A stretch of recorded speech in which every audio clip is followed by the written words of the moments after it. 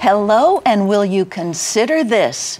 4 generations of farming in central Illinois, Stark County, and I have these 2 wonderful people with me. Sean Morrissey, you're 4th generation. Yep. And your mom married into 3rd generation, Jill Morrissey.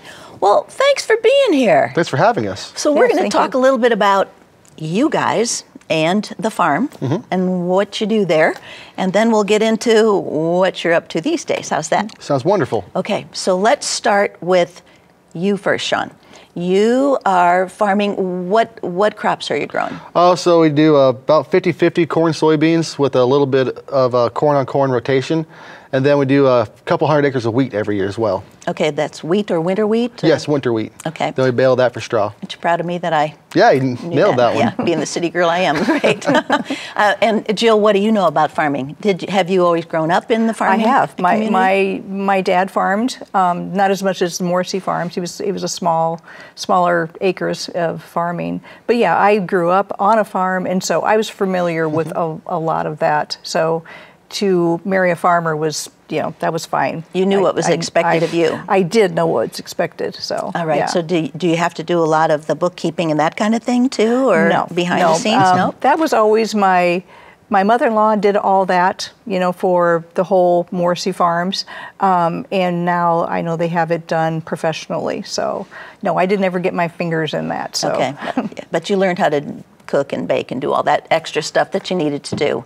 Right, and exactly. And exactly. All right. Well, Sean, so you work the farm, and tell me about how you very first started. Did you get to ride on the tractors? Oh yeah, I remember being a little kid riding the tractor with my dad all day long, and didn't have a seat there. There's a cup holder with a back on it, so I'd have to sit on that all day long. You'd be falling asleep, then bang, just smack your head against the glass. But at least you had a cab, an enclosed cab. Yes. All right. Well, there was cabless tractors I'd ride on. My dad told me if I fell off, I ran over, he'd kick my butt after I ran over, so I don't fall off the tractor. So you took him seriously. I always took him seriously, yes. Good. All right, so that's when you started, and then what was the first thing that they allowed you to do? Disking, so just back and forth in the field, some fall tillage, then getting into grain bins, helping shovel them out, things of that nature. I also showed cattle in the summertime, so spent a lot of time on the farm, blowing out, feeding, stuff of that nature. We had some hogs, so just general small things to do around the farm as a kid. All right. And then as I got older, more actual field work. I had to get my CDL at some point so I can drive semis for the farm. Just, how natural responsibility comes with age, kind of a thing. Okay, well, it's nice of you to admit that, yes. And Mom, you did a good job teaching him that responsibility comes with age. Well, his dad did a great job too. Okay. Ingraining it. Yeah, ingraining. Okay. All right. So it's been fun growing up on a farm, and it has your name on it and everything. And so your dad started. Well, he had, or did your grandfather have bees? My grandfather was allergic to bees. He didn't want anything to do with bees. Well, that's what happened was we kept hearing about this population decline of the bee over time. Right. And so Dad said, he goes, because we are very good stewards of the land. My great-grandfather helped start the Soil and Water Conservation Office in Stark County. Oh. We're very big on conservation where we are. Good. So that means not tilling a whole lot, or? Well, we do tillage, yes, but we do it in a very sustainable, manageable way to where it's not detrimental to the soil. It's a way of helping the soil break down the organic matter, things of that for the next year. All right, good. So back to the bees. Yes. But thank you for explaining that. Sorry. But so we kept hearing about this population decline, and we go, well, we want to take care of the bees because we do care about the environment, so we thought I'd get a beehive, and so. And you need them for pollination. Yes, we do. They are incredible little animals. They really are. So I got the beehive, started learning about that, went to the seminar, and they started talking about how with the bees, there's not an actual decline. It's because World War II came around, and so people were rationing sugar, so they'd get beehives as a sweetener, and then the wax could be used for bullet products, like for coverings. Well, now World War II is gone. We don't ration sugar. We have synthetics for the bullets, and as the older generation, passes away, the kids don't keep the bees, so it's just a natural. It looks like a decline, but it's not actually declining in a real way. Interesting. Interesting. But that didn't stop us. So my dad, we keep bees, me, because he wasn't putting the suit on.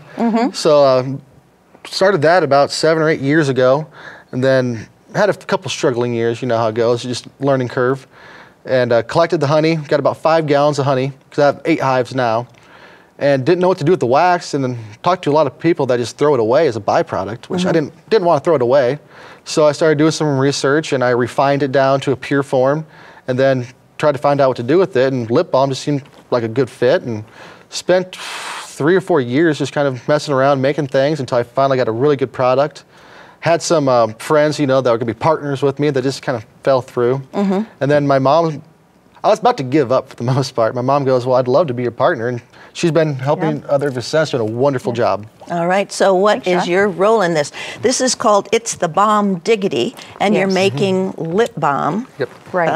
Along with farming and everything else, so your mom kind of has to do a lot of that stuff. So what role do you play in it, Jill? Well, Sean and I we're basically cross-trained in what we do. And I can, you know, get everything melted down and, you know, actually make the lip balm, because he's shown me how he does it. Then I do all the labeling. We do all the labeling ourselves. We do everything by hand. That's a lot of work. And then also we decided to put a shrink wrap on there just for protection. If I go in a store, I don't want to pick up something that's been open already, that somebody else has touched, or it might be tainted. Right, and so we just thought that's a way to just ensure that everybody knows that it's good. So you shrink wrap too? Oh yeah. You label and shrink wrap. Right. Wow. Yeah, we get these. There's a white tube that we get, and so then we have to melt it all down. We have these big molds that hold 225 each. Yeah, I think you sent me pictures of those molds. I did. So then you pour those, and then you have to freeze them, scrape them, like make them look pretty.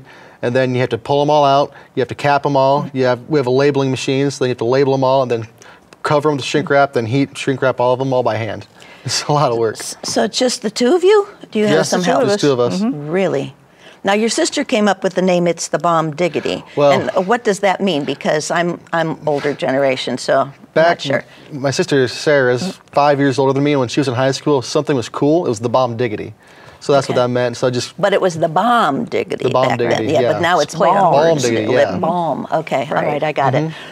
Well, that's very interesting. And then you have different fragrances for the lip balm, and very few ingredients. So there really no chemicals. Yeah, there's only 5 ingredients because I want you to be able to count them all in one hand.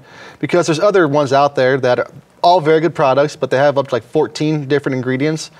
It's not a bad thing. It's like stabilizers, emulsifiers to give them a long-term shelf life. But I just want you to know everything that you were getting when you bought something like this. So you can look at the back, and there's just 5 ingredients, and most people know what they are for the most part. Right. Well, jojoba oil. There's beeswax, jojoba oil, shea butter. And what are the other Coconut two? oil. Coconut oil. And then just the fragrances. The natural flavors. And where do you come up with the natural flavors and the fragrances?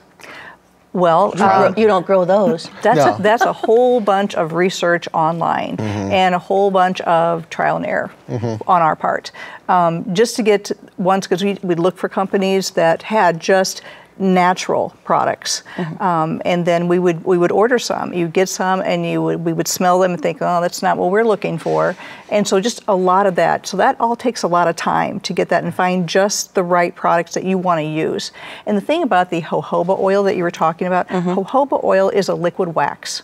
So here's the cool part. So you have the beeswax and you have the jojoba oil. So those are a nice, like, they protect your lips. So when you put the shea butter and the coconut oil in there, that moisturizes, and then the waxes, the jojoba oil and the beeswax, that kind of is more like a sealant. It keeps it there, so it has that staying power. It stays on your lips nice. That's great. It actually doesn't melt in your car either. You can be like 90 degrees outside, and it'll get soft, but it won't melt and leave a big puddle. Right, it softens, yeah, but not, yeah. That's a good thing. That's a real good thing. All right, so now you also, you do your farming, and then you also make honey. I don't want to say, you're a beekeeper. Apiarist. An apiarist, okay, all right. And you studied to do that, or how did that come about? Well, honestly, I have a book called Beekeeping for Dummies. It's the first thing that I got, and it's very informative, but it's one of those things where learning curve, you know, you just gotta, I go to a lot of meetings. There's the Farm Bureau office here in Peoria. I went to a couple winter meetings there, Princeville at Weiniger's feed store. They have a guy come in from up north that has, I don't know how many hundreds of beehives. And so he'll give seminars. So all about talking to the people local and just learning and going about it the right way and just studying. Yes. So it's not, it doesn't come natural. There's a lot of different things that go into it, but you know, just a lot of research and paying attention. And you can, just like any other animal in a sense, if you pay attention, you can tell kind of what they're doing or what they're feeling. Like, so you know when they're angry, or you know when they're... know when they're angry. Yes, okay. ma'am. So how do you know? I mean, what did they do when... So you can get right up to a hive usually, and like you can open them up if you're very gentle. What bees work on are pheromones. So that's why you have the smoke that goes in there, because they work on pheromones to where they smell that, and if one bee is feeling attacked or wants to attack, they release a pheromone to the rest of the hive saying that we need to go attack something. Oh. So like if you breathe into a hive, it will set them right off. So you just gotta know how to handle them. So you learn that. So you have the whole little hat on with the mask. screen. Yeah. Yeah. Okay. But yeah, like right now, what I'm wearing, just this, you can go up and you can open them up gently and just not make them angry, and they're fine. But yeah, if you're gonna actually open up the entire thing, you need to have the whole suit on. But yeah, you can tell, like any type of livestock, if you know how to work with them and you train, then yeah, sorry. Then you can do it. Yeah, wow, interesting. How many times have you been stung, either of you? In a one-day period, or? Well, you can tell me that too, but yeah. I think the most I got stung in one day. I was new at this, and somebody had a tree fall down with a hive inside of it, and still wanted me to relocate it. And I think I counted like 30 stings in one day. Oh gosh. So did you go for some medical attention after that? No. So you think you're okay? You don't think that that 100th sting is going to make you allergic? Or? Well, actually, that is interesting, because you do not build a tolerance to bee stings. It's the reverse. You become more susceptible to bee stings as you get stung. Oh. So yeah. So no EpiPens or anything like that are going to work? Haven't had one yet, no. Okay. But yeah, so if you get stung once and you're fine, no big deal. But the more you get stung, the more susceptible you are to anaphylactic shock over time. Okay. But I've never had an issue with it. Like I'll swell up here and there, you know, just like little spots. But within 15, 20 minutes, it usually goes away. Jill, how about you? Have you been stung? Not enough? with what he does, no. I don't wear the beekeeper suit, and that's just that's his specialty. Yeah. You're in charge of all this pretty stuff. Right. Okay. And that's what I told him when we first had that conversation about me coming on board with him. I said, you know what, Sean? I'll tell you what. I said, if you can make a good product, I can make it pretty. I like that. That's teamwork. Yep. So now show me what the beeswax looks like there. Oh, so when you harvest the honey, you got to scrape the caps off of the top, and so that's and then you put it into a centrifuge. It spins it around, and that's what gets all the honey out of the comb without destroying the comb. All right. And then you get a lot of the wax off the top. So this is what it looks like when you just put it onto a big bucket for collection. And so then you take this, which I'd probably get a little more honey out of it, and then you soak it in water just to get the rest of the actual honey out of it. And then you just got to go through a heating and refinement and purification. And it's basically like cheesecloths down to like coffee filter size, like just keep refining until you get all the impurities out of it, and then get it hot to get everything dead in there. Okay. Well, you said that there's a there's a bee carcass in there. Yeah. I mean, it's just everything that's in the hive that you're pulling out at one time. So what actually happens then to once you get all that out? What happens to the comb itself? What do you do anything with it? Well, like I said, this is just that cap off the top. Right. Well, that comb, it's on a slate about this big, and so all those honeycombs are still intact on the back of that. They're still the shape of the honeycomb. So they can still use them. So you just put those back in there, and then they refill those for wintertime food. All right. So how long a process is it to take all that down and purify it? So you start off with I think last year for honey, we got 27.5 gallons of honey. And so that takes about 2 days of just getting it out of the combs into the centrifuge, and then getting it down, and the separation of the wax and the honey.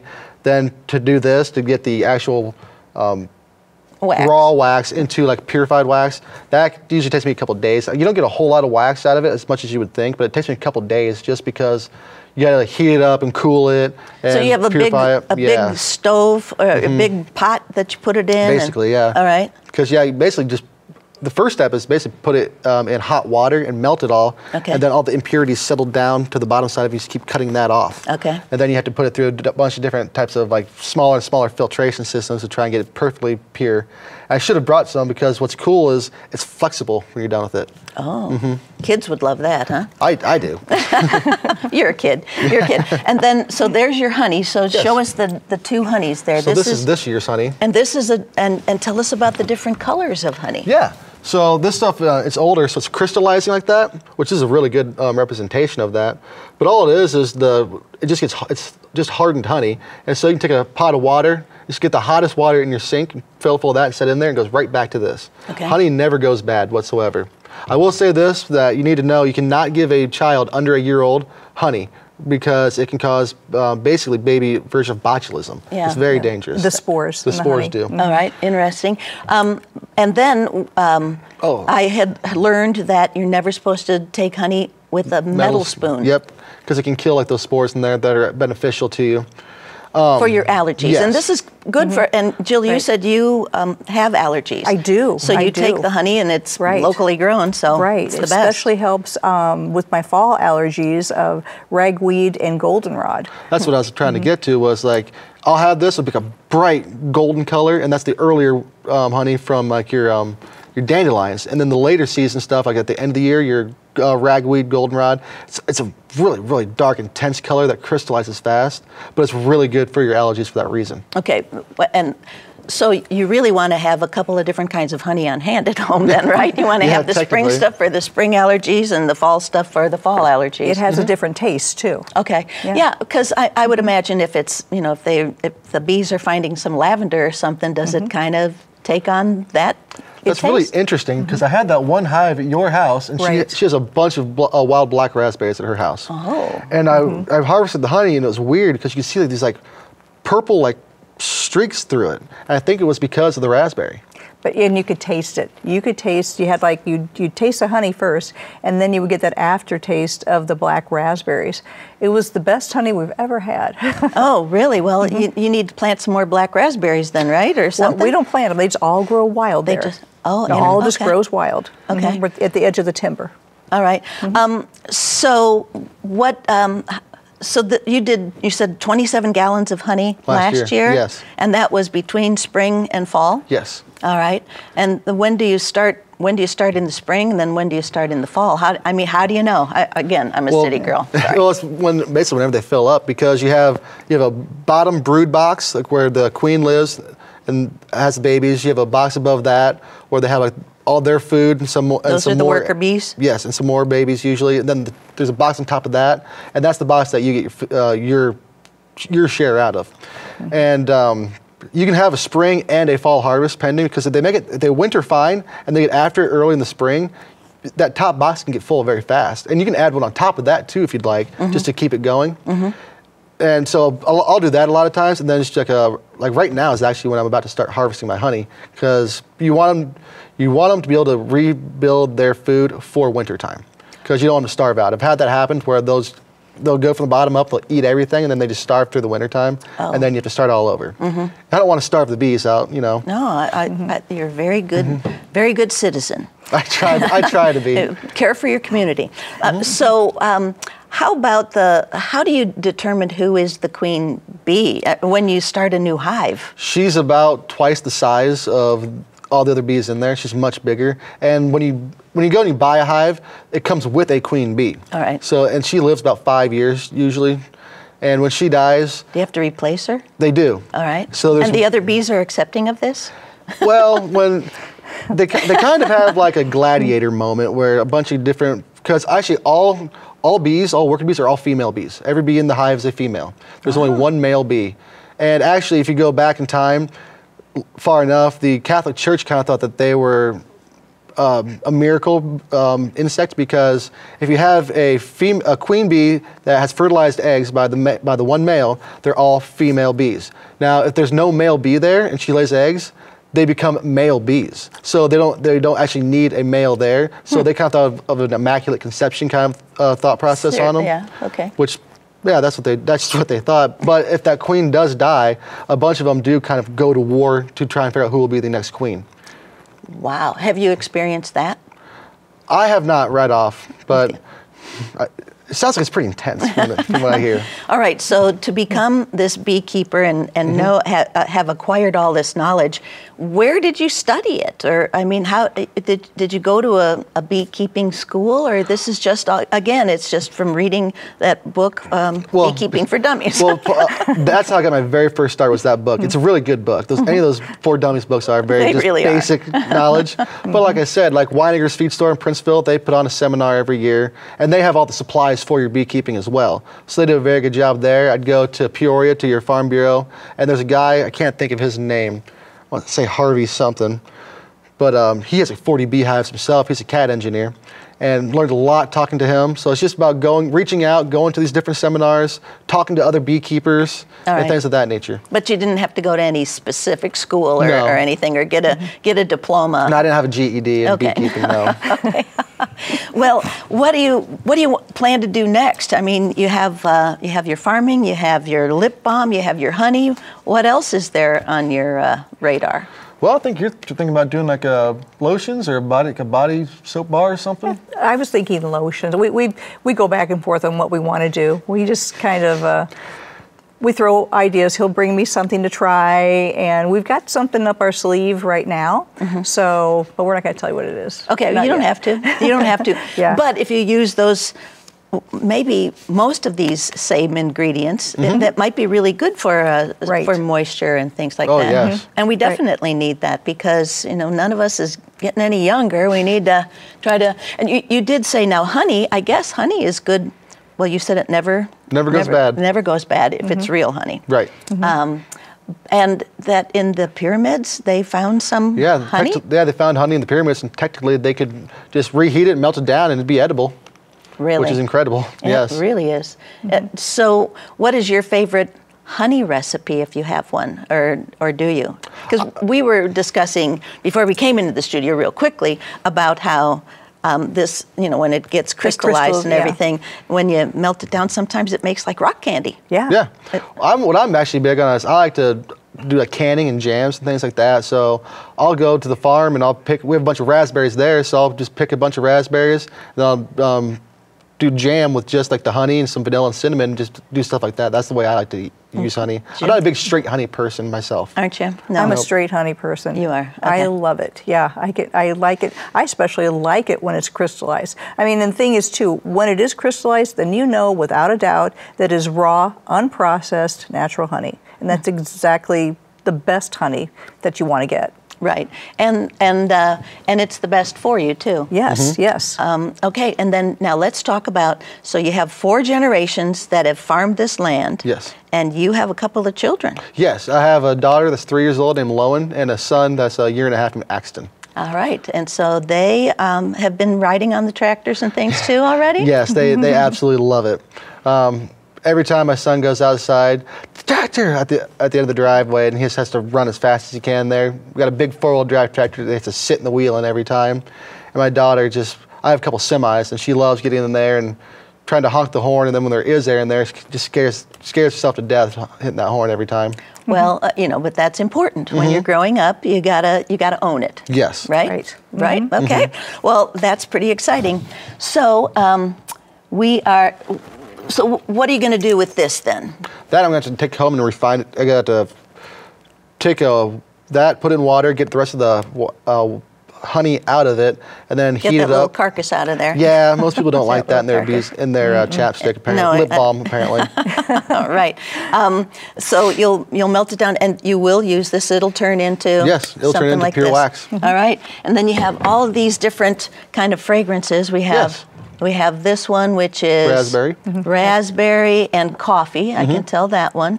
What's Pineapple. this guy? Pineapple, mint, and strawberry lemonade. Strawberry lemonade, and then apricot peach. The apricot peach is one of our newer ones. Okay. And also there's watermelon. I don't know if we have a watermelon out there. I don't think there's. We don't, but watermelon is one of our newer fragrances too. So how do you come up with those? You just dream them up? We'll kind of talk about it. We'll kind of get some thoughts. And it's also seasonal, like what would you want this time of year? Right. Like I want to do a pina colada one kind of thing for summer, but we didn't get around to it. And well, we went with the apricot peach instead.